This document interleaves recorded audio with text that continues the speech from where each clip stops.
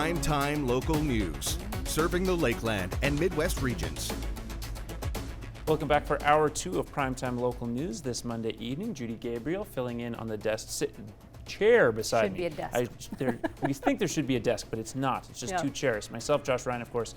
News, weather, sports, more coming up for you, as well as more discussion on the question of the day, which is revolving around last night's Emmys. What were your highlights? For some people, they didn't check out the show at all. Others just looked at a few clips basically on YouTube. And then others did enjoy the whole spectacle of it, which if you like award shows, it's a typical award show in terms of spectacle. Definitely, and I think we're going to have more on the Emmys later on, right? We're going to talk more on that later. Absolutely. Should be a good discussion. Again, lots of Canadian content there. First, we do need to go out to Eric Bay. He was on location earlier talking about an upcoming food drive. Thanks, guys. Well, these leaves are starting to hit the ground in bunches now, and we are 3 weeks away from Thanksgiving, which also means that snow and Christmas is just around the corner. So it is an important time to be donating food to those less fortunate. And kicking off today is the Lloydminster Food Drive, and you'll be seeing bags here placed around houses in town here that you can check out. And we're going to have all the details here coming up on what you can expect throughout the week and how you can help out here coming this Saturday. But before we do get to all that, we are going to head back into the studio and take a look at your local news. The topic is child immigration at the Rotary Club, and we caught up with Speaker Suzanne Brazeau, who was in town to talk about the British Home Children Day. How many of you have even heard the term British Home Child?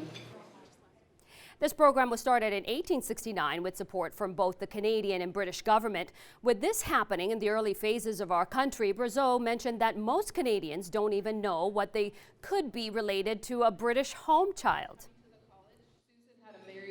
With the Beacons of Light, the idea was to invite different communities or organizations, even churches, to light up or do something significant to honor these kids this coming weekend. September 28 is British Home Children Day. This is the second year Canada acknowledges it as an official day. Brazeau thought through research found out that her grandmother was a British home child. With this now being recognized officially, she has more resources to help Canadians find a piece of their own identity. I'm excited that more information is coming out. It's not something that was taught in schools. Most people don't know about it. And I'm actually going to ask questions here today about how many people might have heard this term before.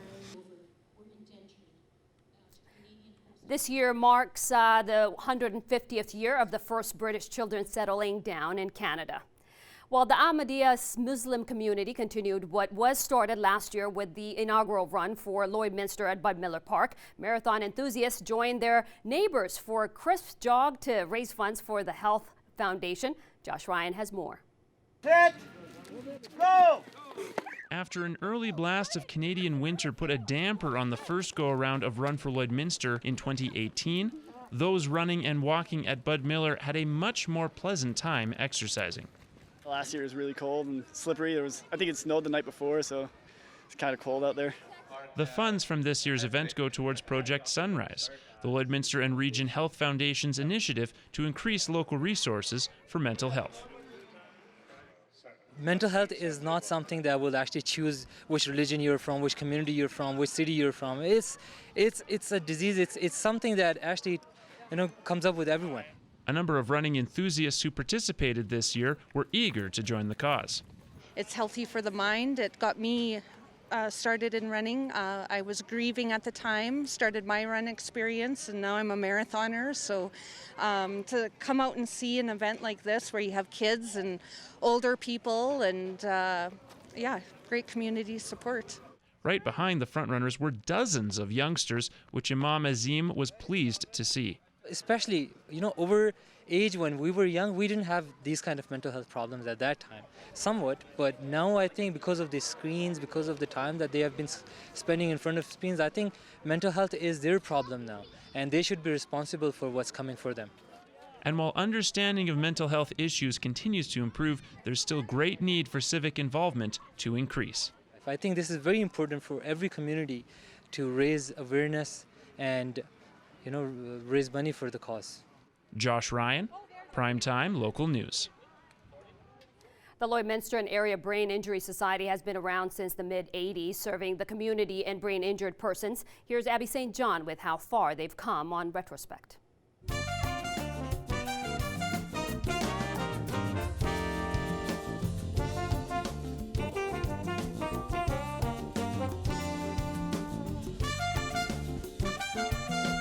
The Lloydminster and Area Brain Injury Society was empty this afternoon as Erica Forster plans the group session for the next day. Teaches them life skills, mental aerobics, all different types of things. It gives them a sense of self-worth, somewhere to go. They have friends here, a sense of community, so to speak. Flash forward to today, and LABIS is continuously expanding their programs and services. We currently run 5 days a week here, so we offer not just our life enrichment program, which takes place here in the office, but we also do a walking program up at the Service Sports Center 2 times a week, and we also offer outreach too.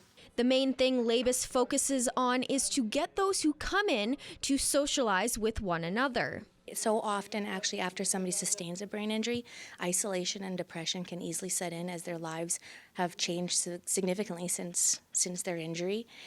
So it's really important that everyone, has this opportunity to come out and be around people that understand what they're going through and get them, and also to gain those social skills again, just to feel confident to reintegrate into their community.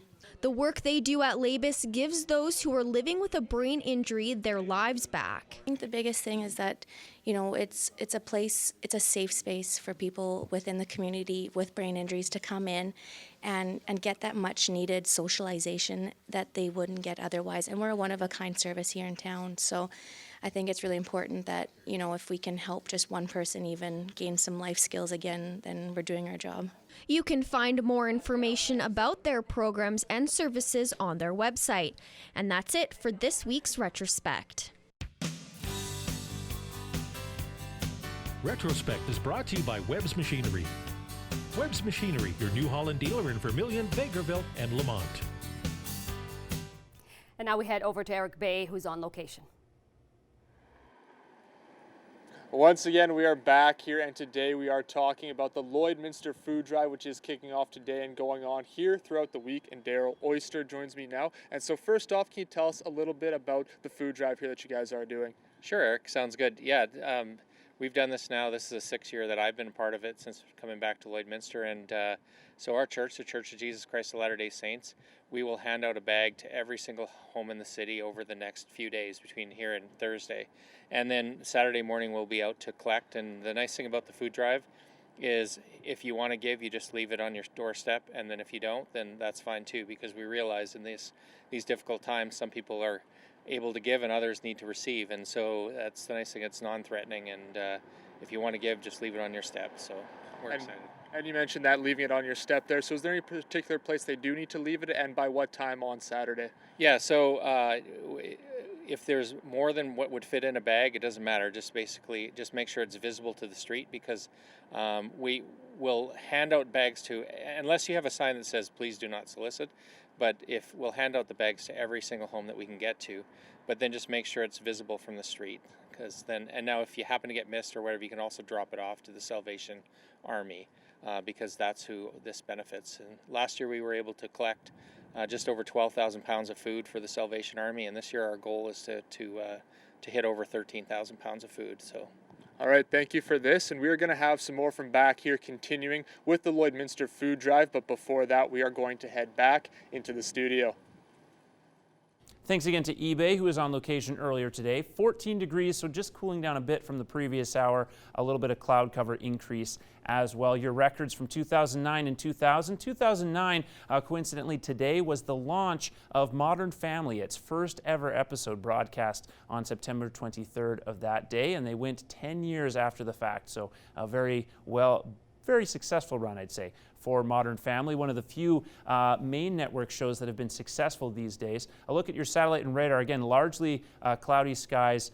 We didn't get the worst of this weather pattern earlier, so not expecting precipitation, though some areas like Edmonton, Cold Lake, and maybe even the Battlefords could get some rain. Current temperatures 14 in Lloyd, also 14 in Cold Lake, 13 in Edmonton, 15 in Red Deer, and a little cooler out by the mountains. On the Sask side, a little bit warmer, 17 in both Prince Albert, Melfort, and Saskatoon. Meadow Lake sitting at 16 degrees on Saskatchewan's side of the border there. Again, North Battleford 16 degrees, a low of 7. They'll get to 15 overnight. Cold Lake a little bit cooler. They'll get back up to 14 as well. Wainwright at 15 degrees, 14 for the high tomorrow. And then Bonnyville 14 degrees. A little bit of sunlight expected tomorrow, but similarly a high of 14. So everyone going to be at least a tad below the seasonal average for this time of the year. Now your 3-day forecast, 13 degrees with a low of 7 heading in on Tuesday. An outside chance of a shower around noon, but otherwise it should be a mix of sun and cloud. Still strong winds coming out of the west-northwest.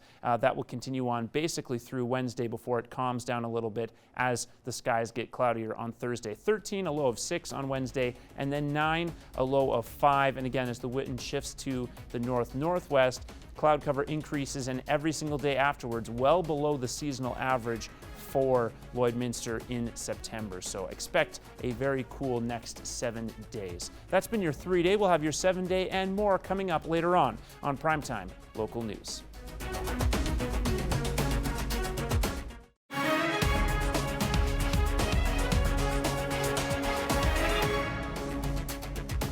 Welcome back. The Alberta government says an exception which permitted it to restrict ownership of public lands to provincial residents will be removed. It's one of 8 exceptions to the Canadian Free Trade Agreement that Premier Jason Kenney told a business audience in St. John, New Brunswick over the weekend that this government is dropping. The exemption restricting owners of public lands will still remain for foreigners outside of Canada. Grazing permits will also be open to people and corporations in other parts of the country, as well as permits for guiding and outfitting for wildlife hunting.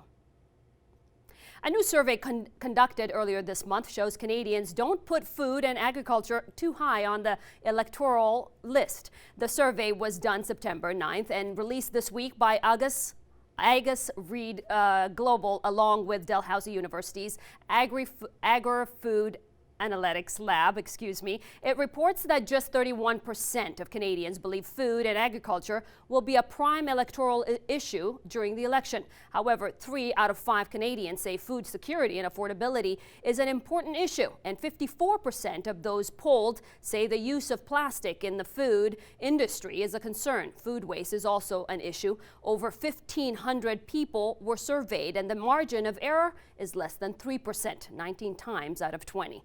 And now, here are your ag prices for today.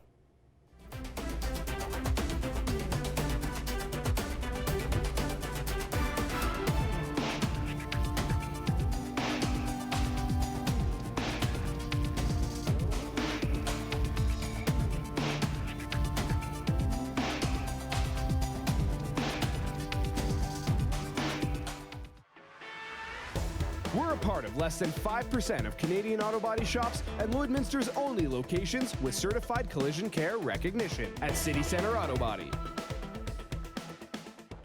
Saturday morning was a busy morning for both of the Rustlers soccer teams. Both teams were at home facing Portage College.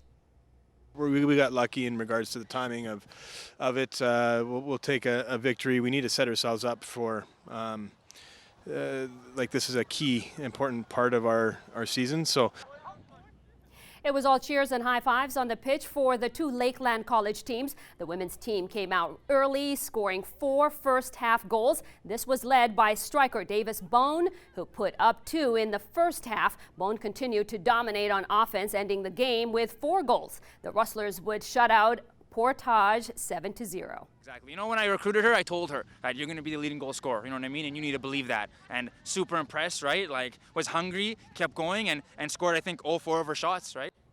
The men also shut out Portage, winning by a whopping 15 goals. 10 different players on the Rustlers found the score sheet, including player of the game, Chase Cal, who had a goal and 2 assists. Getting the ball, playing a wing, just trying to get the ball forward, take people on, just move the ball and try and be an effective teammate, try and get assists and such. The men and women's team will travel to Lac La Biche next weekend to play again. And more on the food drive with Eric Bay on location. Once again, we are back here, and today we are talking about the Lloydminster Food Drive, which is kicking off here today, and Daryl Oyster joins me once again. And now we talked a little bit about, how people can get out here supporting with those bags. So what kind of food exactly are you guys looking for to fill those bags? Awesome, thanks, Erica. Basically, non-perishable items. Anything non-perishable is fine. A lot of times canned goods are great, like canned meats, canned soups, canned vegetables, fruits, that type of stuff. Also things like KD, craft dinner, baby food, that kind of stuff. Anything that's non-perishable is welcomed. One other thing too is just check the dates and stuff on it, because they're not able to use any outdated food, so just check your dates before you put it out, but anything non-perishable is fine. And now we did mention you guys will be dropping those bags off at houses, but if people in, say, apartments, if they want to get involved, what would be the best way to do so? Yeah, so our crew and is going to be down at the Salvation Army pretty much from about 10 a.m. to probably about 2-3 o'clock in the afternoon, sorting all of those, because we've got to go through the cans, check the dates, all that type of stuff, and make sure everything's good. So if we can't, because we won't be able to get to apartments because they don't have their own mailbox, etc., or door, just drop it off there, and we'll be happy to add it to the total. And we appreciate all donations. For sure. And now we did mention as well, this is the Lloydminster Food Drive going on all around Alberta, but specifically here, this food actually goes right into the community. So can you talk a little bit about that? Yeah, so that's one of the cool things about this food drive is it's specifically for the citizens of Lloydminster. Anything that gets collected here stays here, and it has a huge need. I mean, we estimated last year with what we collected, it helps about 200 individuals for a few hundred days, but this particular drive will help the city, or help the Salvation Army from pretty much now till December. And so it's a huge help for them. The shelves are pretty much bare now, and this food drive fills the shelves and allows people to be able to eat for the next 3 months. So. Yep, keeping them full for sure for a very important season coming up. Thank you for this. We're going to have some more from back here talking the Lloydminster Food Drive, but before that, we are going to head back into the studio. A look at your next 24 hours, 13 degrees dropping quickly over the rest of the evening. We're into single digits by midnight, and we're down to 7 degrees by 7 a.m. But we're right back up into double digits by 10, and we'll stay in the low teens throughout the rest of the day. Unfortunately, only expecting to get to 13 degrees by basically 2 o'clock, and we'll have a couple of hours at our peak temperature. Next 24 hours, you can see here plenty of cloud cover on the way, a low pressure system building on the coast. That will be something to keep an eye on a little bit later in the week. Definitely tough times out in BC, plenty of rain on the menu there, as well as in northern Saskatchewan and northern Manitoba. Your next 24 hours specifically in this region, you can see plenty of cloud cover, some sunny periods at points through the evening, or clear points, I should say, through the evening. There will be a little bit of sun as well tomorrow afternoon, but largely, as you can see, cloudy skies ahead there. And your current temperatures, again, 14 in Marwayne, 13 in both Bonnyville and St. Paul, and in Lac La Biche,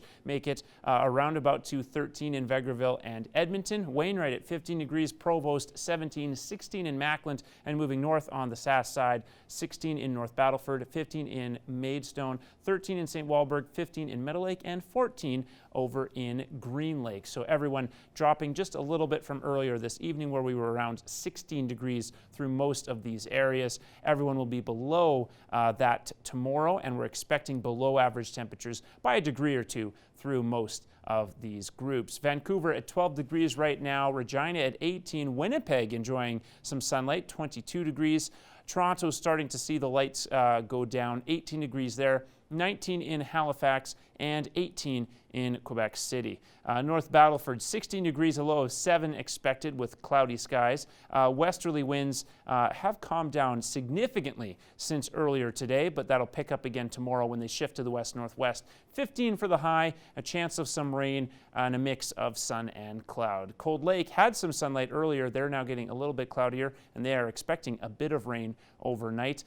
14 degrees will be the high as well for tomorrow as it shifts to the west-northwest in terms of wind speeds. We'll get back to around 20 kilometers for an average speed, a little bit more calm overnight out of the west-southwest. And again, in the border city, we've calmed down to 21 kilometers per hour, 13 the high for tomorrow. Again, a chance of rain around noon. That wind will pick up into the 20s once again.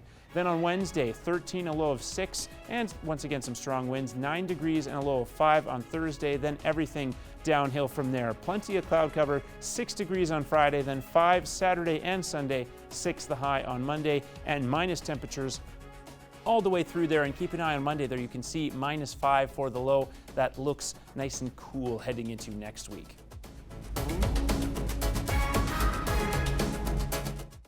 And now we head back to Eric Bay, who is on location. Once again, we are back here, and today we are talking the Lloydminster Food Drive, which is going on here starting Monday, and Daryl Oster joins me once again. And now if people, maybe want to get involved in different ways and help out this great cause, how can they do so? Maybe volunteering? Yeah, so Eric, if they want to help out, like I said, we could really use the help sorting if people are in the area. Stop by the Salvation Army, and we're happy to have more volunteers help sort. Right now we've got all routes assigned, so that was a big part, is getting the bags out to people. But we've, with the help of members of our church as well as the ATB local branch, we have all 46 routes covered. So that would be the main thing, would be to come Saturday morning from say 10:30 to help out there for a couple hours or whatever time they have. So. And now this food drive has been going on here since 2011. So can you tell us maybe a little bit about the growth that has happened here over the past few years? Yeah, so I've been running now. This is the third year that I've been running it, and then previous to that, we've gone pretty much from 8,000 pounds 3 years ago to 10,000 2 years ago to last year just over 12,000 pounds. So like I said, we're hoping to get it just over, at least get 13,000 pounds, because it's such a huge need out there, and so we're those are big goals, but we know that how generous the citizens of Lloyd are, and so that's where we've set our goals this year, is to get over 13,000 pounds. Hopefully you guys make it for sure. Now we did talk too, this is going to the Salvation Army, and now they help everybody, right? So this goes to anybody in need who does need those donations. That's right, Eric. That's one of the things that's great, is with the Salvation Army, it doesn't go just to members of their church. They take care of the whole community. So if people have needs, they basically go and apply for the food, and they try to help everybody out that they can. So that's the nice thing, is it benefits the citizens of Lloydminster. Thank you for this, and we are going to have some more from back here again, talking the Lloydminster Food Drive. But before we do get to that, we are going to head back into the studio.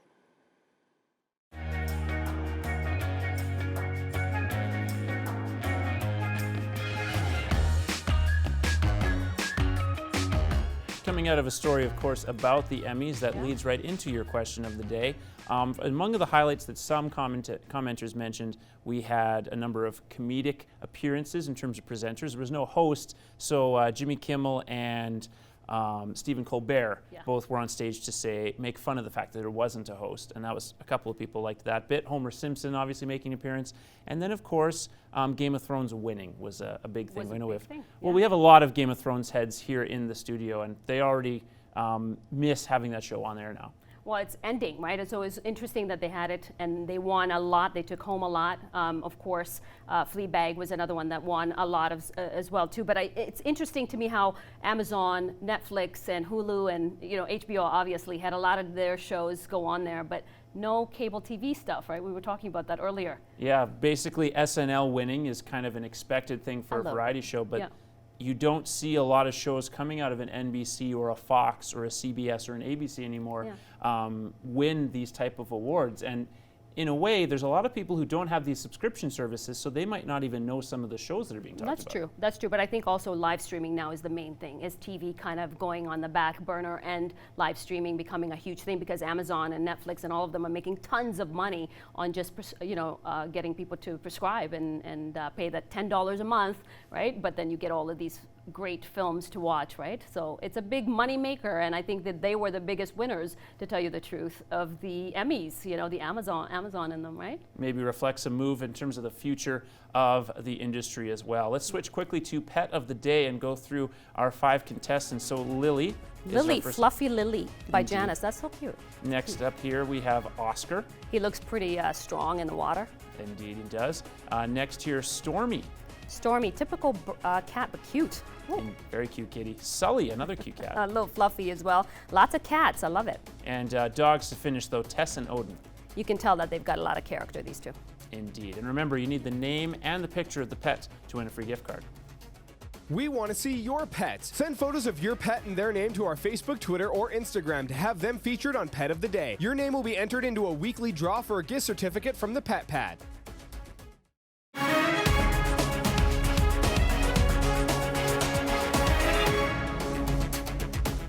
Back on Primetime Local News with Evan Kenny, and we got some sports talk for you as the fall season continues to ramp up for both the high school sports and the college sports. We're going to start, however, in the world of major junior hockey, or at least Alberta junior hockey anyway, with the Lloydminster Bobcats. They remain winless, but they had some tight games over the weekend. They did finally get a point on the standings thanks to a shootout loss.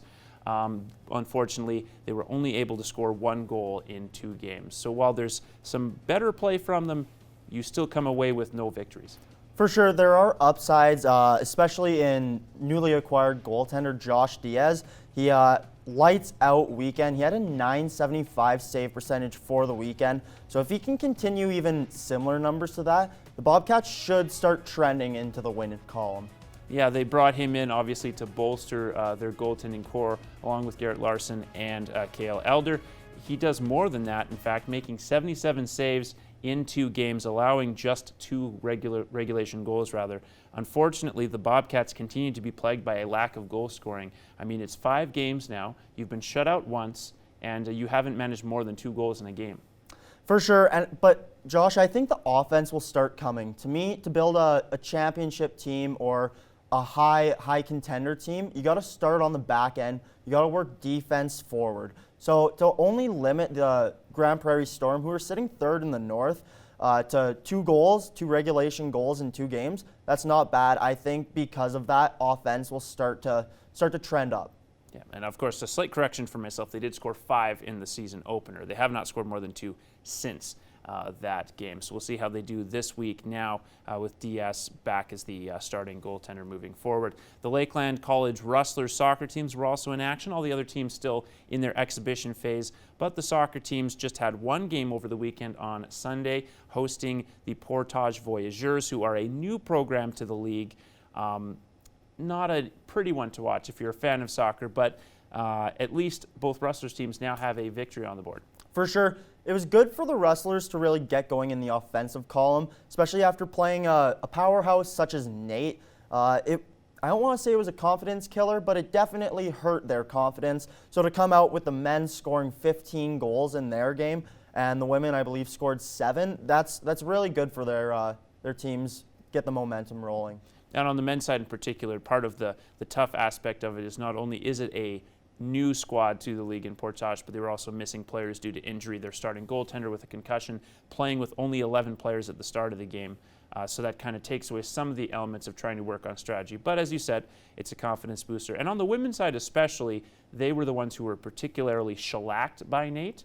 So while it's a weaker opponent they're playing, they were able to sort of get some rhythm on the offensive end. And a number of people at the game mentioned that despite not having a lot of success this season, they do look like they're moving the ball much better than they were this time last year. For sure, you can tell they're just getting that chemistry going. And I mean, a couple games into the season now, it should start to roll even more. You're seeing some of their strikers really take over. In particular, Davis Bone, she scored 4 goals on the weekend, so she's really pushing that offense for the Rustlers team. Absolutely, and we'll see how they, again, fare in the next coming weeks. Playoffs might be pushing it because of early losses, but certainly they're trending in the right direction with a lot of youth on both teams. And let's not be remiss without mentioning Lloydminster football, which we will get to in the next segment on Primetime Local News.